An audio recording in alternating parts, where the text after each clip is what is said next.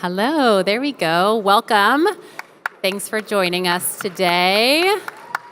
I love that we have a bunch of people in seats and standing. Thanks to those of you in the back standing to listen to us. I'm Megan Schoen. I'm the Chief Product Officer at Shutterstock, and I'm thrilled to be moderating what I think will be a very interesting conversation today about generative AI. This is a topic that is getting a lot of buzz right now, and for very good reason. It's magical. It allows small brands with small budgets to punch above their weight class. Need a high-quality image of an astronaut eating breakfast on Mars? All you have to do is describe it. This is a particularly timely conversation for us at Shutterstock because we just launched these capabilities on our site at the end of January. And unsurprisingly, the engagement has been really, really meaningful. Just to put things in perspective, we have hundreds of thousands of users generating content on our platform. To put that into even better perspective, that means on Shutterstock's platform alone, we have 2 million images every single week being generated. These are images that didn't exist before. These are things that only existed in people's imagination that then they've been able to bring to life in a matter of seconds. We've been talking to our contributors and our customers about use cases. Unsurprisingly, 75% of them know what this technology is, and they have real questions about what this means for their business. They have real questions about what this means for the future of creativity. And for those early adopters, the majority of them are using this for inspiration. They're using it to get rid of that blank page problem, right? They're using it as a starting point. But I think, while none of us know the future, we can probably all agree that this technology has the power to do so much more. In fact, some of the panelists on stage with me today are exploring how this technology can be used to create brand presence in the metaverse. Some are looking at how this technology can help detect cancer and cancerous cells early on and automatically. That's powerful stuff. So while we may not know the future, I hope that this conversation today is really impactful for all of you in two ways. I hope it helps you understand what the future could look like and all the possibilities. And equally important, what questions and considerations we should be asking along the way to ensure as this technology comes to market that it's doing it in the right way, in a responsible way. So with that, I'd love to have my panelists introduce themselves. Fred, let's start with you. Yeah, thank you. Hello, everyone. My name is Fred Werner, and I work for the ITU. Now, the ITU is the United Nations Specialized Agency for Information and Communication Technologies, and we're also the organizers of the AI for Good Global Summit that's taking place in Geneva on the 6th and 7th of July in partnership with 40 UN agencies and co-convened by the government of Switzerland. And just thrilled to be here. Thank you. I'm Sarah Hoffman. I work for Fidelity Investments. I'm part of a department called Fidelity Center for Applied Technology, which is really focused on innovation, what's coming in 5 years. I lead the AI research, so obviously for the last few years, generative AI is a really important topic to think about with what's coming, what does this mean for us, not just now, but in 5 years from now, 3 years from now, 10 years from now. Hi, my name is Kwon, and I work as business development lead at LG AI Research. I guess not many of you know about LG AI Research. LG doesn't just product the consumer electronics, but now we focus on developing AIs as well. And we station in Seoul, and it's a privilege to be here to share what we do as well. Thank you. Awesome. So let's dive right in. I'll start with a question for all of you, which is why are you and your company focused on generative AI? Fred, yeah. Yeah, thank you.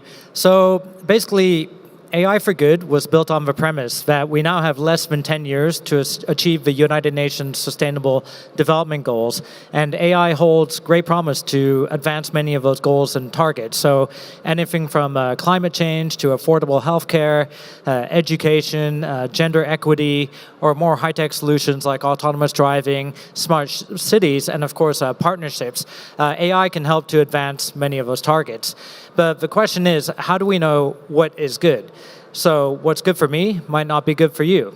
Different countries and different communities have different priorities. And we just can't, if, for example, we were all sitting in the room and we had to decide what is good, we'd probably be here till the end of a week and still not reach some kind of consensus. So luckily, we don't have to start from scratch. We do have the United Nations Sustainable Development Goals that can act as a kind of framework. So these are 17 goals, 169 targets agreed by all member states to basically provide a lighthouse or a blueprint on how we can, at least strive towards a planet where you have peace, prosperity, and sustainability on Earth. So the goal of AI for Good, simply put, is to identify practical applications of AI that can advance the SDGs and also figure out how to scale those solutions for global impact. And that's exactly why we're here today. Amazing. And Sarah, what about you? So I think it's really important for companies to be looking at this technology because many of us, probably in this room here, are knowledge workers, and these types of tools give everybody that's a knowledge worker a brainstorming partner. You can use it in whatever part you're doing, whether it's writing, brainstorming new product ideas, any type of creative work that you do to try to think about how do I do this better. And even education, if you're in a meeting and you didn't understand something so well, you can really use these tools to learn in your own levels. And so I do think that really every company now needs to be focusing on generative AI and thinking about what does this mean for workers within different roles, because pretty much every role could be transformed with this technology. And Jake, what about you? Why is LG focused on AI? You mentioned that it's not something that a lot of people think of when they think of LG. Yes. LGI Research, our motto or our mission is to advancing AI for a better life. And LG is renowned for a lot of innovative consumer products, also to the making vehicle batteries as well. But now we are focusing on AIs and a lot of different AIs, especially generative AI. We are focusing from the drug discovery to also new drug discovery to also generative AI, which supports the designers or kind of common people to develop more creativity with support of AI. So you all just talked a little bit abstractly about AI, right, and what it can mean, but I'd love to hear from you how you're using this in your personal or professional lives. Fred, maybe start with you. Yeah, sure. And what's interesting is we created AI for Good in 2017. And back then, the discussions that we were having, which is, how can AI be, inclusive? How can it be safe? How can it be ethical? How can you be mindful of privacy, security, safety, what have you? And the tools that have emerged in the last 2 or 3 months or so almost seemed like science fiction back then, but here they are now. And of course, using the expression, you should eat your own dog food, I had to be the first to trial these tools in the UN, and I use it in a number of ways. So I organize about 700 webinars a year. So the first thing we've been doing is using AI to transcribe the webinars. Then we put those transcripts into a type of chat GPT to create one-page summaries. Those can be turned into blogs. Those blogs you can then use text to video to create promotional videos. And of course, with those 700 events a year, we need to create images and banners, so using tools like Shutterstock. And also we use AI avatars to open and close the webinars. And that may not seem like a big deal, but someone on my team always had to sit there, put on a tie, hello, welcome, blah, blah, blah, and sit there for 3 hours till the webinar was... Now, those avatars are doing that 700 times a year, and now my team can focus on higher value work. And these are basically free tools that don't require a lot of technical knowledge. We're also using more high-end tools, so we're using machine learning for translation in the UN, and there you need to be a bit more mindful because you can't just put member state contributions into Google Translate and hope for the best. We have a lot of acronyms, a lot of terminology, taxonomy. Just things that are very specific to the UN. So you actually need professionals that know how to build machine learning models, train them, generate them, and continually improve them. But having said that, it's not either or. I would say the best thing you can do is just get started, learn how to use these tools. And I see them more as, there was actually an interesting keynote yesterday by Kevin Kelly. He used the term UBI, a Universal Basic Intern. And at least right now, I see it as an assistant, an intern that can be used in your daily work. I love that. A lot of those use cases are additive, right? I think you use the word allowing customers to focus on valuable work or creatives to focus on valuable work. Do you really see this as working alongside humans in order to allow them to focus on the things that matter most and have this free or highly accessible intern along their side? Yeah. And Sarah, what about you? How are you using this in your professional? Yeah, so I love the metaphor of thinking of it as an intern. And more than a year ago, I started thinking of it in that way also. My background is actually coding AI, and then I moved into this role where I'm really researching the future of AI. And so I wanted to see, could these tools help me? I spent a lot of time writing reports internally for Fidelity, and writing was not my background. And so I've been using it to write my reports. Basically, I have all the things I want to say, but figuring out, what's a good title for the report? What's a good metaphor to use to explain this simply? Even questions to get my readers, what should they be thinking about as they read it? And really using it in each part of the writing process, even to come up with a good structure that flows well. And so it basically is like the intern doing some of that dirty work for you. You still need to know what you want to say. It's not going to do that for you, but being able to really brainstorm with somebody, get ideas on, how do I do this as well as possible to make sure that everybody gets the message I want them to get. I think it's so fascinating because I think there's probably a lot of marketers and creatives in the audience, and we've all had that situation where you start with a blank piece of paper, and it can feel very, very daunting. And in both of those scenarios that you described, it's eliminating that problem, right? It's allowing someone to start with something and then add their human element to it. And I think that could be really, really powerful. So thanks for sharing. Jake, I'd love to ask you a question. Shutterstock and LG are partnering to, as I like to say, create the next vision or generation of creativity. Can you talk to me a little bit about how LG is leaning in to redefine what creativity means? Yes, I'd like to share some of the cases we've been developing, testing within LG, also with Shutterstock as well. So if I start with past experience early last year, in February, we collaborated with a fashion designer, Unipark, which is a CEO of a house brand in New York, and a fashion brand in New York. And she actually used our XL1, which is Expert AI for Everyone abbreviation.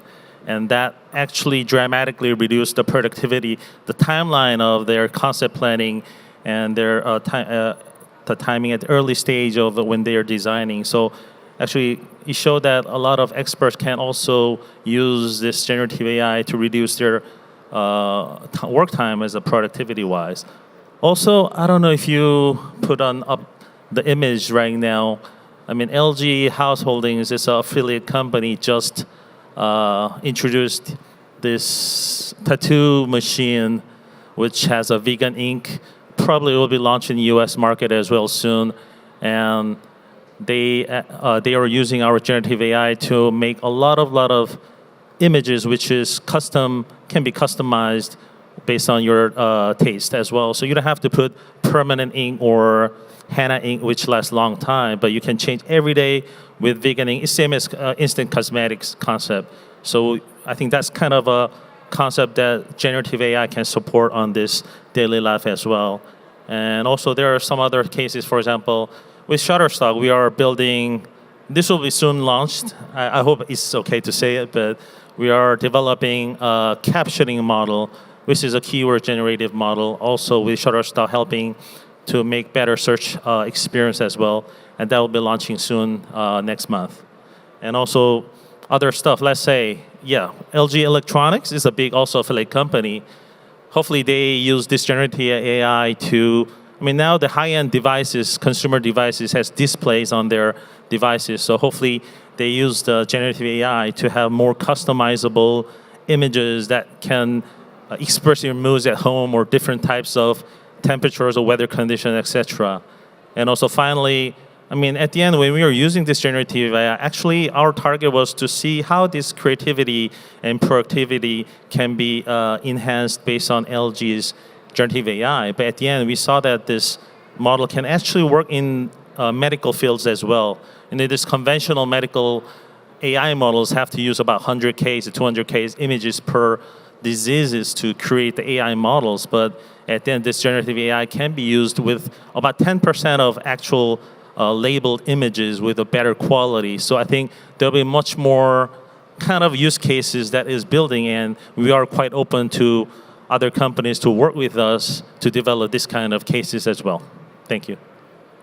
Just a few things going on. Too much? Just, tattoos all the way to cancer research. It's really impressive. But I think what resounds with me as you talk about all of that is the immense capability that this technology has to synthesize billions of data points that the human mind cannot possibly perceive into something that's human understandable, human readable. Whether it's as a starting point for creativity, whether it's to enhance productivity, whether it's to help identify cancer cells in patients, right? It's really amazing. So obviously, the world is moving fast. And I think that when we look at the pace of adoption and change, especially for people sitting in this room, it might feel like it's a little faster than any of us could have anticipated. Many of us, I think most of you, were probably not thinking about this or talking about this even 6 months ago. Why now? Why is this something that is taken hold? I can Sarah, yeah? start with that one. So really, for people in the AI field, it's not really, it didn't start now. I would say I started paying attention back in 2020 with the previous version of OpenAI's product, GPT-3. And that's when we realized, this technology has been there even before, but how good it was getting, just based on random internet data, how good this can actually do with text. And then definitely when the text-to-image systems came, that reinforced it. But the difference is really recently, this year, what we've seen with DALL-E, Stable Diffusion, Midjourney, ChatGPT, is that the model of how these were released was very different. It wasn't released with a wait list. You didn't have to pay for it initially when it was released. So really, it was democratized. All of a sudden, I have kids coming to me asking me about this technology, when before it was only people in the AI field. Now it's really anybody at this point. It's open. Everybody has access to it. Everybody's exploring it, and so all of a sudden, everybody's like, "Wait, what is going on here? This is amazing." But we've seen signals for a while now. It's just that now everybody is able to use these tools. Yeah, Jake, you gave me a really good example in one of our conversations earlier around, how this technology has been around forever, but now it's viewable. Well, AI technology is not a new stuff. It's been there for a couple decades, and especially if you remember bringing in of the smart speakers, that was actually using AI technology at the back. So technically inside devices or solutions or services, people not get to know about AI that much about it. But now you're using ChatGPTs, thanks to GPT-3, and ChatGPT, also DALL-E 2, and other generative AIs. Seeing is believing it. So if you see it and if you use it daily life basis, I think you appreciate it that much. And I think it's just starting point. Some people say it's still a way to go, but I think it's the beginning of what we call AI as used in the daily life, Yeah, I think there's something so human about that, right? When AI is functioning in the background of our daily lives, it's not something you pay attention to or that gets a lot of buzz. And yet when you can do something as simple as type what you want to see into a search bar for free and have a visual created in a matter of seconds, it becomes palpable, it becomes real, right? Which is why there's a lot of conversations. But Sarah, it's really interesting to hear that, people who have been in this field, you guys have seen this future and the potential implications of this future for many years, and it's having its moment now. And I'd love to lean in a little bit with you, Sarah, just around, I know you are a prolific writer, all about this topic, but one of the things that you wrote was called Software Development in the Age of AI. Can you tell us a little bit about what that report found or what you talked about? Yeah, sure. I wrote that a little while ago internally for Fidelity, focusing specifically on generative AI, but when it comes to coding and looking at coding tasks. And what was interesting, especially when you look back to Codex, which was released by OpenAI, and same technology is used by GitHub Copilot, is the technology is really, really good at generating code. And so thinking about what does this mean for future coders? What's exciting about this is right now the technology is not perfect, but you could really get it to write code for you, and you can ask it again, write this code, and you can get a whole different version of code. But that means that the role of the developer changes. You have to choose. Do you want the code that focuses more on security? Do you want the code that's easier to read? And the answer is not going to be the same for each project. You have to really understand, for this specific project that I'm working on, what do I want optimized here? And if you think about our interview process, for most companies, we're still interviewing the same way. It's like write something from scratch. Like, should that change if developers aren't generating the code anymore, but they're choosing the code for the proper settings? Are we even interviewing the right way? There's so much to think about when we think about this topic. Yeah, I think Fred nailed it earlier too, and speaks to what you're talking about, which is this interrelationship between productivity and valuable work, right? In the case of engineers, they spend a ton of time coding, creating things, right? Literally writing lines of code. And there's potentially a future out there where a machine can help them do that, and we need to rely on their expertise to help us make better choices, right? And drive better outcomes, which I think is a really interesting future reality. Fred, I'd like to turn to you because we've heard all about the limitless future, right? We're talking about developers not coding. We're talking about, cancer research, evolving the tattoo industry, how people design. But what are the things that we need to be thinking of? Why does AI for good exist? What are the considerations that need to be top of mind? Yeah, so probably one of the most interesting parts of my job is, we get all these use cases presented to us almost daily. So, whether it's creative tools like text-to-image, text-to-video, or tools that could be used for accessibility, so maybe turning audio into sign language, or, we have a lot of healthcare applications, so using a mobile phone to detect skin cancer, or scanning your eyeball to predict heart disease or diabetes, countless use cases. But, it's one thing to develop an app in Silicon Valley or in Shenzhen, China, but it's another thing to roll out that app across 50 African countries with all the challenges that entails, whether they be political, social, environmental, sometimes even basic things like power, electricity, it's something tamper-proof.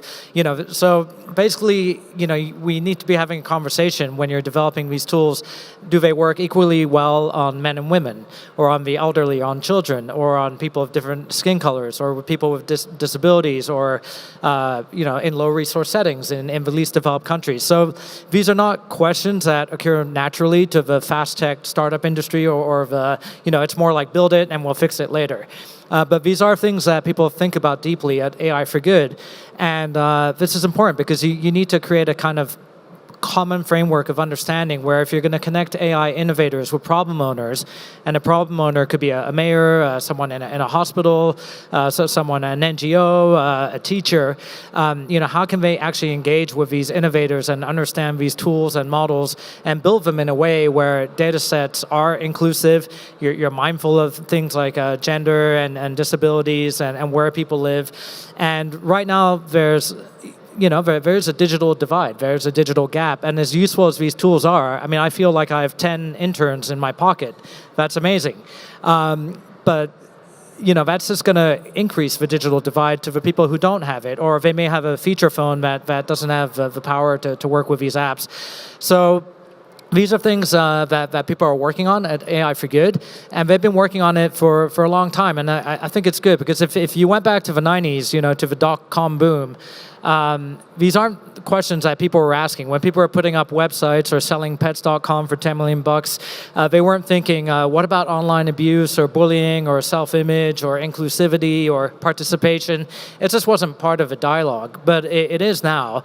But having said that, AI is infinitely more powerful than pets.com. So I think it's really good that we're having this discussion now. And that's basically what we're discussing at AI for Good. And there's been a lot of work going forward. And even when I hear the discussions happening at South by Southwest, you see people are thinking about these things. And they're doing their best. They don't have all the answers, but it's definitely part of a narrative and, for good reason. So here we are.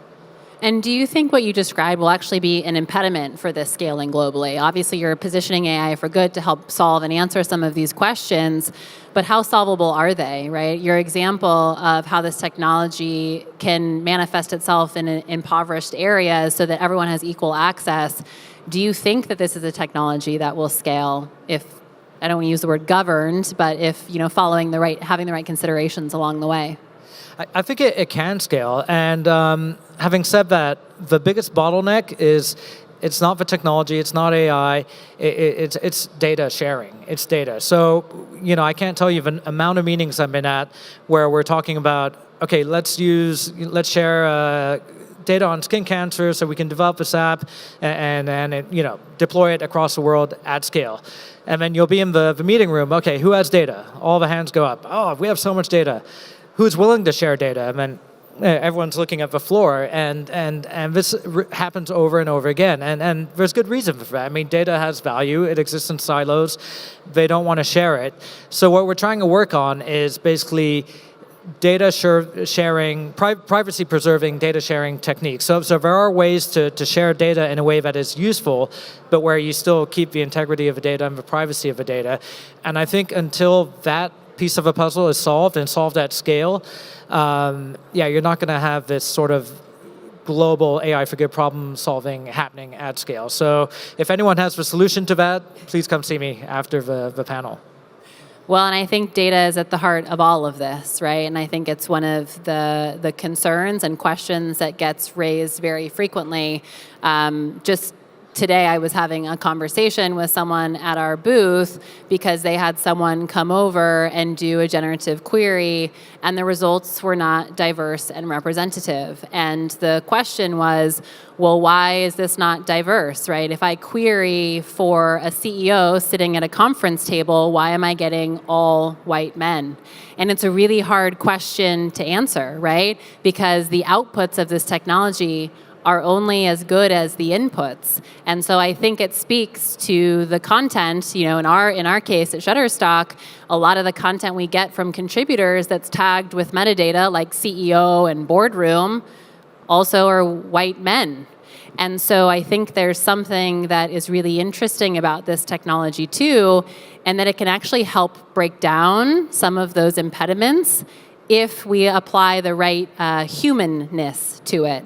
So one of the things we're working on is when someone types in CEO in a boardroom, we can actually offer a translation layer that adds terms and words like diverse or female. So the results that we get out as a starting point look like the world, not just look like the data that was input into the system. So on that note, I think we've talked about some of the implications, but Jake, I'd like to turn it over to you because we know this technology is here. We just talked briefly about some of the ethical implications that we need to keep in mind. LG is a trusted company worldwide. I think most people have some sort of LG product in their kitchens, maybe in other places. And you are obviously making a significant investment in AI. Do you believe that this technology will soon become a part of daily life? Yeah, I think so. I hope so. Because, to the point that you mentioned just before ago, I think we use the term designed by human, created by AI.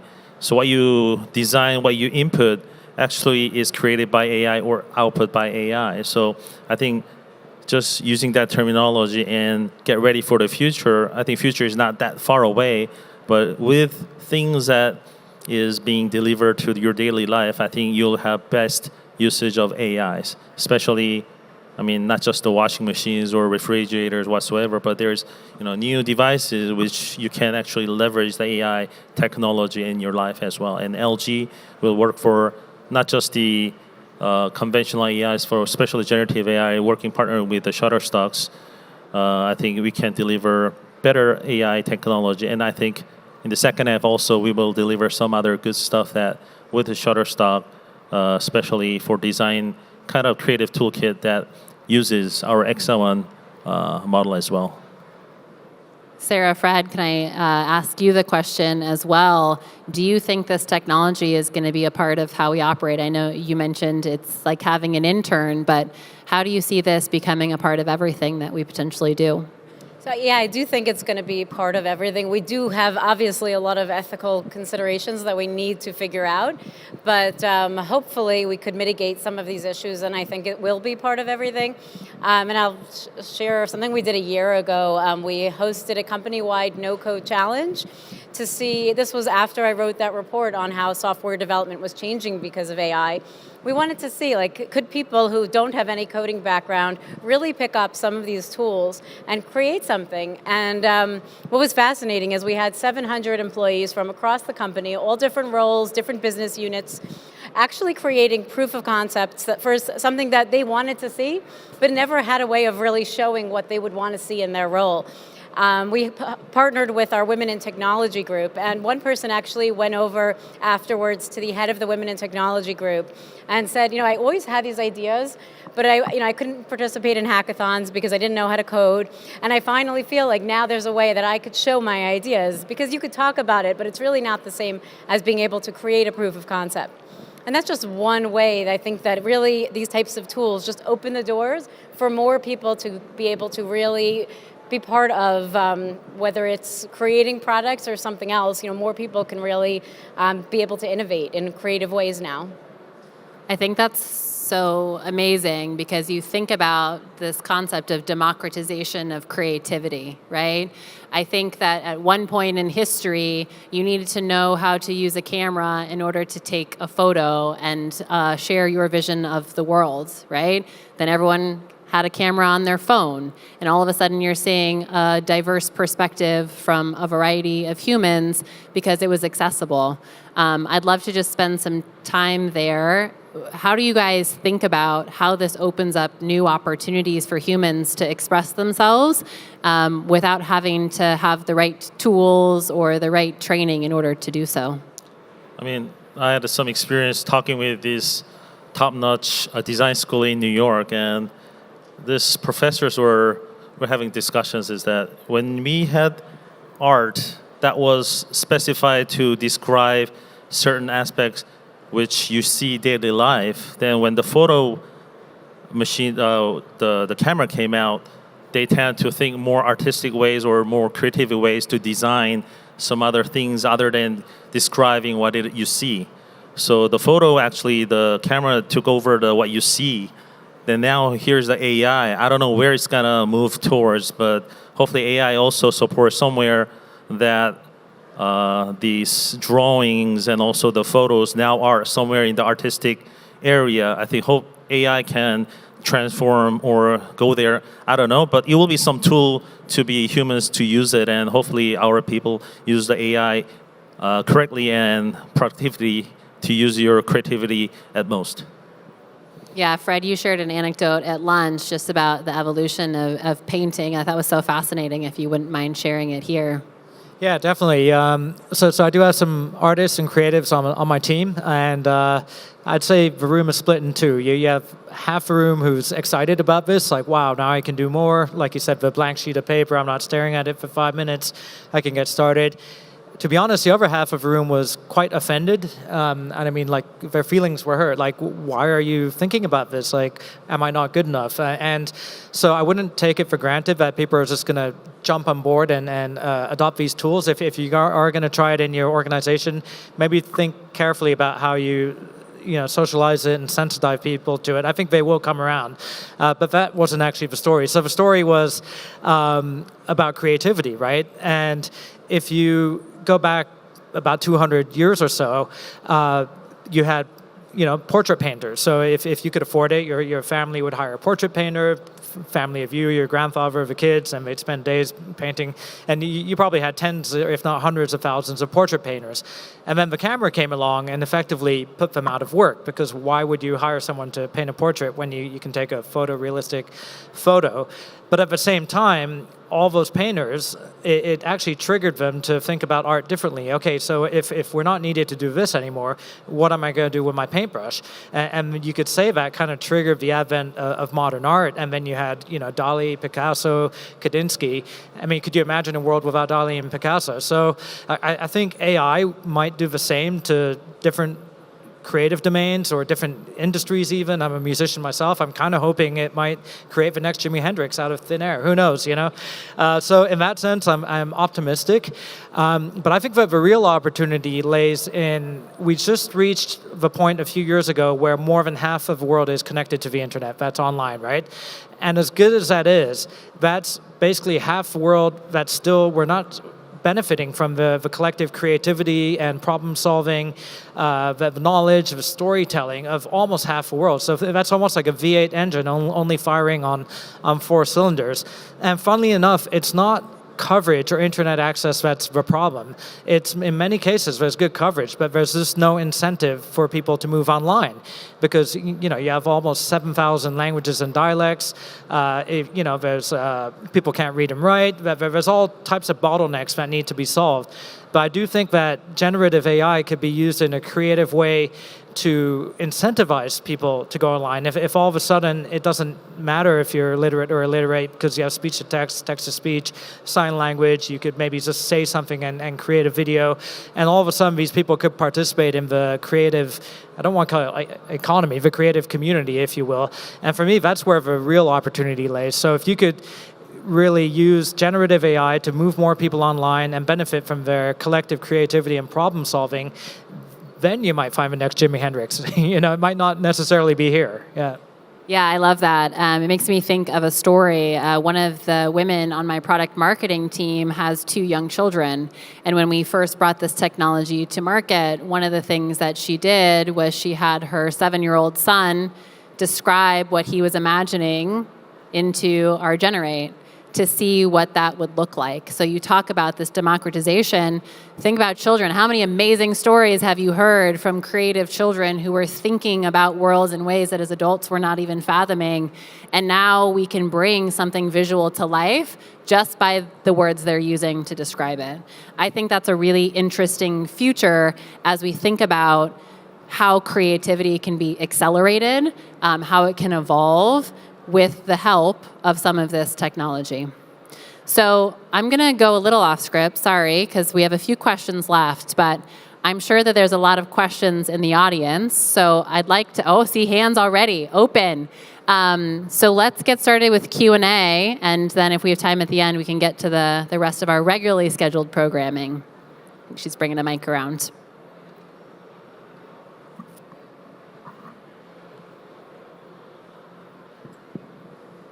Hi, thank you for the session. Great to know that most brands are already into it, and there are a lot of happenings before we know.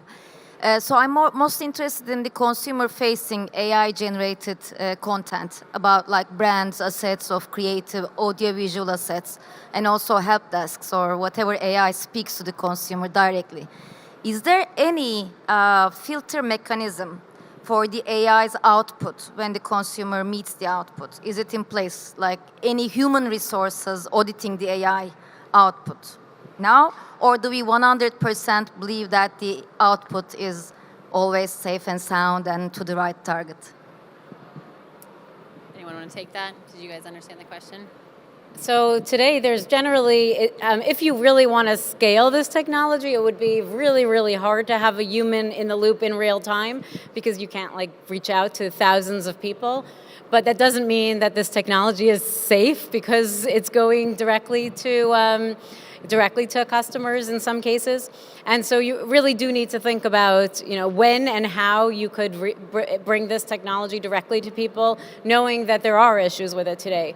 There is misinformation. It could say something completely not true. And so depending on, you might need to think about exactly how are you going to use this technology. You could do it with a human in the loop, but that's definitely much more expensive and more challenging, but then you could have, it could still save time. Instead of letting a human answer every question, they could just verify, hey, there's nothing incorrect here. Or in use cases where you feel like, okay, the risk is very, very low, maybe in those cases you could send the answer directly. But it's really based, every company and every situation handles this differently, because there are still a lot of issues with this technology and you definitely can't trust it. I would just add, just to give you a tangible example of some of the stuff that we're doing at Shutterstock to address that concern. As I said before, the outputs are only as good as the inputs, right? And the inputs are flawed, they're biased, right? They're not always conscientious. And so one of the things that we're doing is actually applying logic between the input and the output that allows us to filter for things like hate speech. It allows us to ensure that if we're going to only return 4 generated results, that we're generating results that are diverse, right? That we're mitigating bias. And that's a lot of logic that is technology, it's not humans, that we're applying to help get to the place where you're generating visuals that are representative, that are inclusive, that aren't violent or full of hate. And I think that's where a lot of the industry is going to lean, is how can they apply that logic on top of these base models? Thanks for the question. Anyone else? Yeah.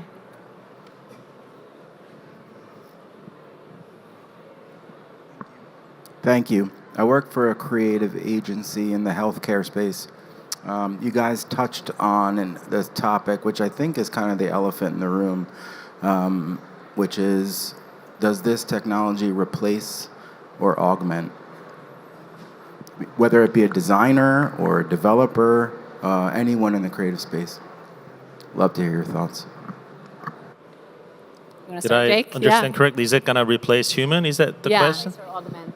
Well, I think the editorial guy from The Wire last week, I think, mentioned that is there any actually proven records of AI replacing human yet? Maybe yes later, but for LG, I think our target is not to replace human totally. No, we are trying to support what human can do more productivity-wise and give them time to focus on more areas that is more value. For example, doctors right now, when you see the actual X-ray charts, you have to focus on you have to have at least 10 years of experience to see where these disease symptoms are correctly. But if you use AI, it's already there that gives same eye level from 10 years of experience of doctor level. So I think that gives you a lot of confidence level to the patients as well.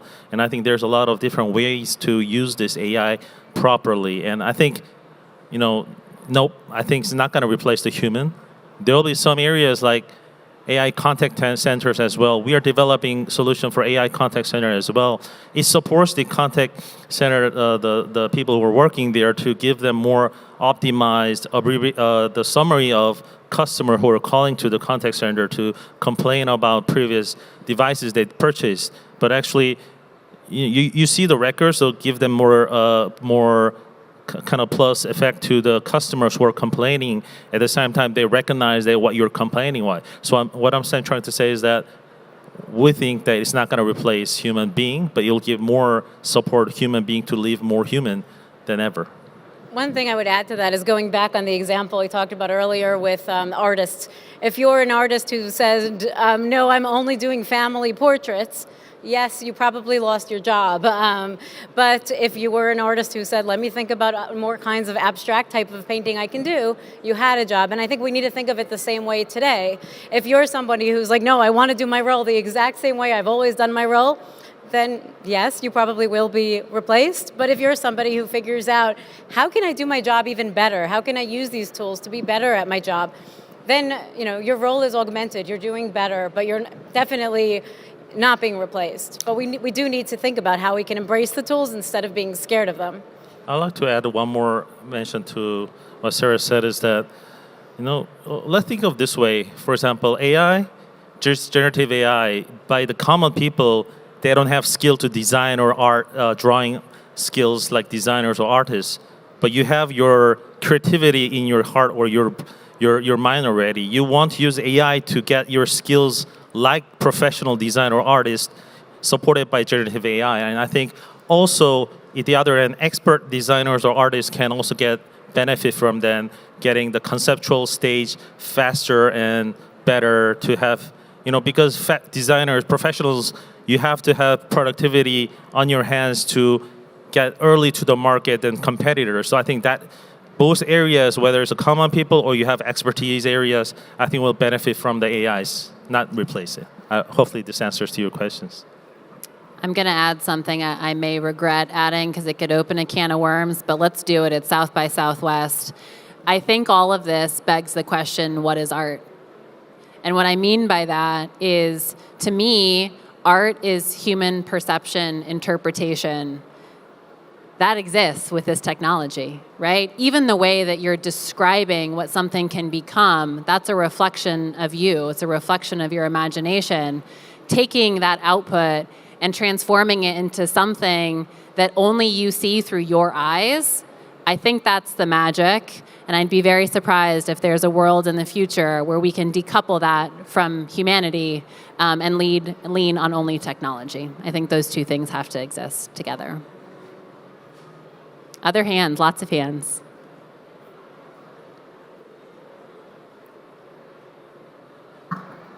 Hi, great panel. I think the other elephant in the room is IP rights. Oh, yeah. How are you thinking about that, and how do you protect the artists? Yeah, I can start. We spend a ton of time at Shutterstock on this exact question. If you think of our 20-year history, we have built a two-sided marketplace with two fundamental customers in mind, right? Customers, creators who are going to take something and download it, and contributors, the artists who are uploading their content. And for the last 20 years, not to oversimplify it, but I think we've had two missions. One, we have to bring the best creative ingredients to our customers. We have to bring innovation to them. And two, we have to help our contributors monetize their content. That's why they're bringing it to us. They're not bringing it to us because they want to display that content in a gallery. They're bringing it to us because they want to sell that content. The way that we've approached this at Shutterstock is we actually pay royalty payments on generative content and recognize the collective nature of this content, right? There's billions of data points that go into producing an output. The way that we handle this is when we form these partnerships with LG or OpenAI, we actually pay a royalty as a result of those deals into what we call the Creator Contributor Fund. Secondarily, whenever a piece of content is generated and downloaded on our platform, we pay a royalty to that contributor fund just like we would direct to contributors. That's incredibly important to us because our marketplace, our business model does not exist if we're not inextricably linking supply and demand, creator, artist, contributor. And so we've been really thoughtful in how we've approached that to ensure that whether this is 50% of content budgets in the future or 5%, that our contributors will have the ability to continue to make money off of their content in a variety of ways on our platform. So something I'm just mildly passionate about and is very unique to Shutterstock right now. I think we're the only company in the world that's created this ecosystem today that truly connects generative outcomes with contributor compensation. And maybe if I could just jump in, I think what's so interesting about the Shutterstock image generation use case is I do believe there is a future in human-machine collaboration, and virtually everyone in this room, whether you're an artist, a doctor, an accountant, lawyer, philosopher, whatever, you're going to be collaborating with machines, with AI in one way or another. And what's so nice about this use case is that you can actually point to it, you can see it, and you can imagine the whole thought process behind it. And it's not an easy puzzle to solve. So on the one hand, you're like, okay, this is great. You have these creators uploading photos. You can generate new types of photos or images and democratize access to that. But all of the things you just said, all of those questions that need to be answered, you're going to have to answer those questions, whether you're talking about, scanning X-rays for lung cancer, or generating car designs, or maybe generating financial reports, or whatever these tools are going to be used for. And that's why actually Shutterstock's going to come to the Global Summit in Geneva in July, and we're going to use this use case. It may be a microcosm of everything that's possible in the world, but I think it's a very good one because, first of all, you're thinking about it carefully, thoughtfully. It may not be the perfect answer, it may not be the perfect approach, but it's a start, and it's so new. I mean, this is 2 months old. We're even joking at lunchtime that everything we say on stage might be completely irrelevant in 3 days when ChatGPT 4 comes out, and then you guys are full of it, So this is how fast things are moving. But the intent and being that thoughtful about it, those are the kinds of questions that need to be answered and thought about, whether you're talking about images, about text, about design, about legal documents, whatever. So I'm glad it's a good start here, and I saw a few hands clapping in the audience, so it may be the start of a good pathway. Yeah. Other questions? Hey, thank you for the chat. Forgive my long question. Black box paradox is like people put an input, but they don't know why the output came out.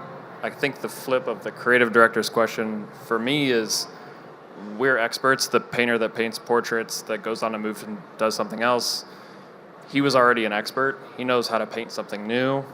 I'm wondering what you're doing to protect the value of expertise for people who can put an input in and get something very complex back, but they don't know anything about it, and they're selling it like they're an expert against people who are actually experts, spent a lot of time educating ourselves about why what we're looking at, or why the code is good or bad, or why it may cause further problems. What are you doing to protect against something like that? Well, I could give one specific example. So in the healthcare domain, if you put a drug to market, it has to go via FDA, might take 10 years, $10 billion, or whatever it costs. There's a lot of oversight. And at the same time, you have a lot of high potential AI health apps going up on the App Store every day with, I think there is oversight, but it's more from a technical perspective. Is this app following whatever guidelines, right? And if you're, let's say you own a hospital or you're a minister of health in a certain country, and you need to get to a point where, okay, these apps, they have huge potential, but how do I know I'm comparing apples with apples, oranges with oranges? So at the UN, we created, out of AI for Good, an AI for Health focus group with the World Health Organization and ITU, and they're working on a benchmarking framework for the testing and evaluation of AI for Health applications, so that when you do have these AI for Health apps coming your way, you are able to at least benchmark them against each other in terms of performance, make sure the data sets are inclusive, and then create a kind of sandbox environment where you can do benchmarking and best practices. Now, that maybe doesn't answer your question totally, because this would need to happen across probably 1,000 industries at scale to solve what you're talking about. But it is something a lot of people are thinking about it. It's also, if you're looking, there's been a lot of ethical guidelines being released from like UNESCO, the OECD, you have the EU AI Act. I know in the US they're talking about it. And the explainability of AI is a key component of that. So one way or another, people are going to have to figure that out, whether it's through benchmarking or through comparison, and the explainable AI thing, it is actually possible. It's just hugely difficult and expensive and costly to be able to do that. So you can kind of reverse engineer a result, but you're not going to do that every time you get a customer complaint. I mean, that's just impossible. So that's something that definitely needs to be solved on, but at least in the context of the UN and AI for Good, that's one piece of a puzzle that we are working on. And let me offer another lens for you that might be helpful. And it speaks directly to our product roadmap and some of the things that my team is trying to solve right now. This technology, I'll say it again, is only as good as the input. So it's based on training data, and a lot of times that's created by artists, right, who are tagging their content and images with very specific terms that only creators or artists or photographers understand, right? Whether it's the lens used or the lighting used or some of that very industry-specific terminology. that's almost limiting in a way, right? Because the best outputs from this technology are going to come when you have a professional creator who can describe the exact thing that they want to generate. And people, the every person, don't necessarily understand that in order to get an amazing generative output, they need to talk about the depth of fields or the lighting overhead. And so one of the things that we're trying to solve at Shutterstock is how can we take something as simple as the word cat and turn this more into a workflow versus just a search to help anyone get to the right outcome based on how we know the technology works. Because we don't want this to only be used by professional photographers. We want there to be transparency around, here's the types of words, here's the types of things that you should include in order to get a great output without having to be a prompt engineer, which is also a new field, right, of people who know how to work with this technology. So it's not an easy problem to solve. I think that we'll have some interesting things coming to market in the next few months that will make this much more transparent around what are the types of things that you should do to generate the best outcomes. Yeah. I think here. First of all, thank you for this panel. I'm so excited about your thoughtful approach to how you're doing it with your site. My question is, how are you thinking, or how did you approach communicating to your photographers about training the data set? Like, was it opt-in, opt-out? How did you communicate it to them? And like, what was the feedback? Because I'm launching a podcast on called Creativity Squared, how creatives are collaborating with AI. And immediately everyone's like, what's the licensing? And, has the very strong reactions to it. So I'm curious how you approached that and communicated it and your community's reaction. Yeah, great question. I'll spare you the legalese answer, which no one actually cares about in this forum, right? Whenever anyone uploads content on our site, we make it really clear that it's our job to ensure that we can sell it wherever we need to sell it to help you make money, right? That is why I said people aren't coming to our site to display their art in a gallery. They're coming to monetize it. So legally, of course, from the outset of our business, this type of use case has been covered. More importantly, we've done a really good job of making this as transparent as humanly possible.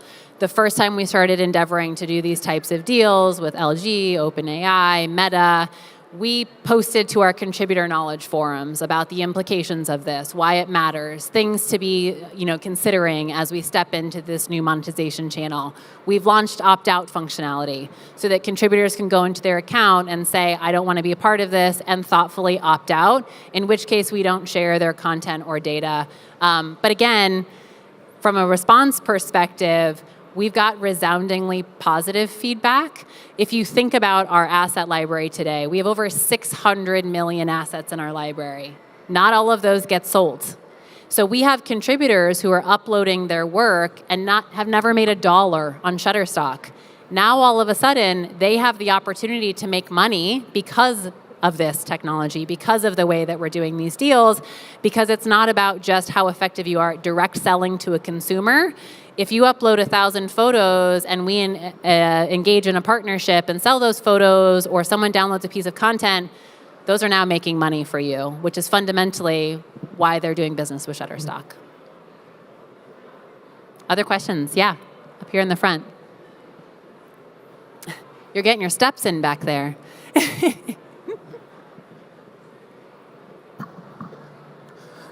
Thank you very much for the explanation as to the contributors. It's really brilliant to know that you're offering them an incentive. And I was just wondering, you have loads of beautiful images behind you there, and you talked about the different prompts to make that happen. So say I was to go and make one of these beautiful images happen. Who owns it then? What's stopping someone else from taking it and using it elsewhere, especially if I've used it for a brand or in a piece of creative that's meant to be owned by Nike, for example. You had a beautiful runner up there. Who owns it once it's generated? Yeah, I love that question, and the answer differs by channel. So today, a lot of what we've been talking about is our e-commerce channel. We don't have any exclusivity there, meaning if somebody licenses it, it's just like they licensed a direct piece of content. It's not exclusive for use, right? If a contributor uploads a photo directly to our site and multiple people want to purchase that, they can do that. One of the things that we're stepping into actively right now is how that story changes for our enterprise customers, businesses like Nike, who may want to have some sort of exclusivity around the outputs. Coming soon, we will have some packaging and some products in market that allow our enterprise customers to opt in to only have the content that they're generating be exclusively used by them. So definitely something that's top of mind for some of our larger enterprise customers. Recently, there was a graphic novel that was written, and the author got rights to the text that she generated and style of it, but she did not get rights for the images that were AI generated. So anybody can use those images even though they were in her book. We have 30 seconds. So let me spend these 30 seconds thanking all of you for coming today. I encourage you, if you have not already, to check out the Shutterstock booth. Shutterstock booth. You can actually go play with this technology there, put some prompts in, see what comes out. And if you have any other questions, there's a lot of people standing by to answer those. So thank you so much. Appreciate the time.